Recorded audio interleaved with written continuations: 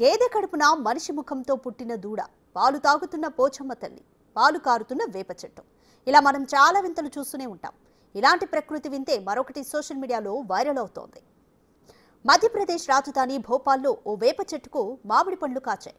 అయితే ఒకటో రెండో కాదు, గుత్తులు గుత్తులుగా మామిడికాయలు వేలాడుతున్నాయి. ఆ వేప చెట్టులో ఓ మామిడి కొమ్మ ఉంది, దానికి మామిడికాయలు కాశాయి. ఈ చెట్టు మధ్యప్రదేశ్ కార్మిక శాఖ మంత్రి ప్రహ్లాద్ సింగ్ పటేల్ పెరట్లో ఉంది. అందుకే ఆయన ఆ చెట్టును వీడియో తీసి ట్విట్టర్లో షేర్ చేశారు.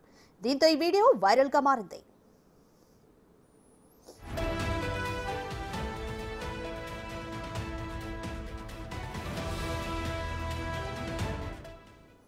సహజంగా ఇలాంటి వింతలు కనిపిస్తే చాలా మంది పోతులూరి వీరబ్రహ్మం గారిని గుర్తుకు చేస్తారు.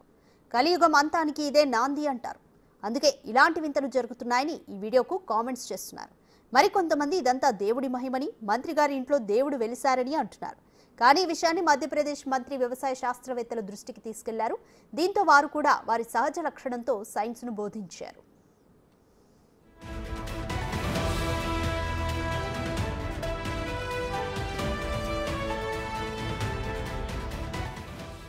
ఒక్కోసారి మామిడి పూత వేప చెట్టుపై పడితే ఇలా మామిడికాయలు కాస్తాయని తెలిపారు.